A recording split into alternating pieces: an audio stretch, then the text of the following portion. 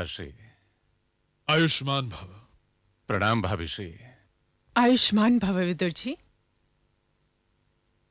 अनुज विदुर, हाँ भ्राताश्री। प्रणाम करते समय तुम्हारे स्वर कंपन से तुम्हारे हृदय का हर्ष छुपाए नहीं छुप रहा था। हाँ भ्राताश्री, आप ठीक कह रहे हैं। जीवन इतना जटिल हो चुका है कि थोड़े से हर्ष का आभास होते ही स्वर में कंपन पैदा हो जाती है। तुम बहुत प्रसन्न लग रहे हो। हाँ भ्राताश्री, मैं बहुत प्रसन्न हूं। समाचार ही इतना हर्षदायक है कि यदि आप भी सुनेंगे तो गदगद हो उठेंगे। अच्छा, क्या पांडवों ने क्षत्रिय धर्म की परंपरा तोड़ दी है? क्या उन्होंने युद्ध क्रीड़ा में भाग लेने से इनकार कर दिया है? यदि ऐसा है तो सचमुच ही यह शुभ समाचार है विदुर। नहीं भ्राताश्री, पांडव तो दूत क्रीड़ा के निमंत्रण को पहले ही स्वीकार कर चुके हैं, और फिर उनसे क्षत्रिय धर्म को तोड़ने की आशा कैसे की जा सकती है? तो फिर क्या शुभ समाचार लेकर आए हो? भ्राताश्री, उनके घर में एक बालक ने जन्म लिया है। कुलवधु मौरवी ने एक बालक को जन्म दिया है। पुत्र भीम तो अब दादा और आप और मैं तो परदादा बन गए हैं। यह भी कोई शुभ समाचार हुआ विदुर? शुभ समाचार क्यों नहीं हुआ अरे पुत्र? मौरवी का पुत्र हमारे वंश का पहला परपौत्र है। यह तो बड़ी प्रसन्नता की बात है। और इस प्रसन्नता का श्रेय भी देवकी नंदन को ही जाता है, क्योंकि उन्होंने ही मौरवी और घटोत्कच का जोड़ मिलाया था। माता और शिशु कुशल तो है न विदुर जी? हाँ भाभिश्री, वो सब ठीक हैं।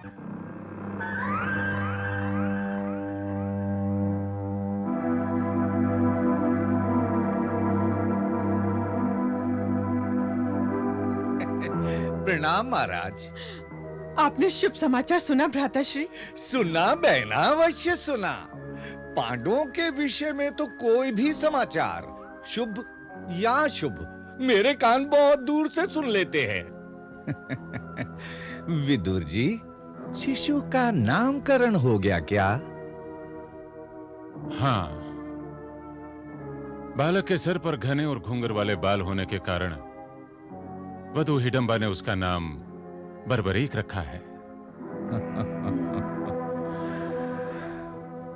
बर्बरीक हमारी सूची में एक और नाम बढ़ गया है। ये क्या भ्राताश्री? क्या क्या अब नवजात शिशुओं को भी शत्रु माना जाने लगा है? मेरा तात्पर्य ये नहीं था बहना। मैं तो ये कहना चाहता था कि कुरु वंश में एक और सदस्य की वृद्धि हो गई है। कितना शुभ समाचार है। अवश्य है। मेरा तो जी चाहता है कि मैं अब भी जाकर उसे देखाऊं। तुम बड़ी भावुक हो बहना। अपनी भावुकता में ये भी भूल गई हो कि अपनी इच्छा से तुम अपने पति देव के नेत्रहीनता की भागीदारनी बनी हो। तुम तो उस शिशु को देख भी नहीं सकती। देख नहीं सकती तो क्या हुआ? अरे पुत्र, मैं उसे छू तो सकती हूँ ना? कुलेल तो सुन सकती हूँ उसकी। गोद में उठाकर चूम तो सकती हूँ ना उसे। मैं तुम्हारी ममता भावना को समझ रहा हूं गांधारी, किंतु परिस्थितियां हम सबको ऐसे मोड़ पर ले आई हैं कि तुम वहां नहीं जा सकते। विदुर, पुत्र भीम तो इस समय अपने परिवार के साथ ही होगा ना? कहां भ्राताश्री, दूत क्रीड़ा के कारण पुत्र भीम के पास समय ही कहां है कि अपने पौत्र का मुख देख पाए। ये तो बड़ा अन्याय है। परिवार में पहला परपौत्र हुआ और भीम उसे देखने भी नहीं जा सकता। मेरा मन व्याकुल हो रहा है। कैसा अत्याचार है आर्यपुत्र ये? परंतु किया ही क्या जा सकता है गांधारी? किया तो बहुत कुछ जा सकता है भ्राताश्री, किंतु उसके लिए थोड़े से मनोबल की आवश्यकता है। हाँ तो विदुर, क्या किया जा सकता है? यदि थोड़े समय के लिए द्यूत क्रीड़ा को टाल दिया जाए तो पुत्र भीम भी अपने पौत्र का मुख देख सकता है। तुम कैसी बात कर रहे हो अनुज? ठीक ही तो कह रहे हैं विदुर जी। द्यूत क्रीड़ा बाद में भी हो सकती है आर्यपुत्र। शिशु का जन्म रोज रोज तो नहीं होता। तुम लोग सदैव ही उल्टी बात करते हो। द्यूत क्रीड़ा कैसे टल सकती है? पुत्र दुर्योधन तो उसका समय भी निश्चित कर चुका है। तो क्या हुआ? पुत्र दुर्योधन युवराज है, महाराज आप हैं।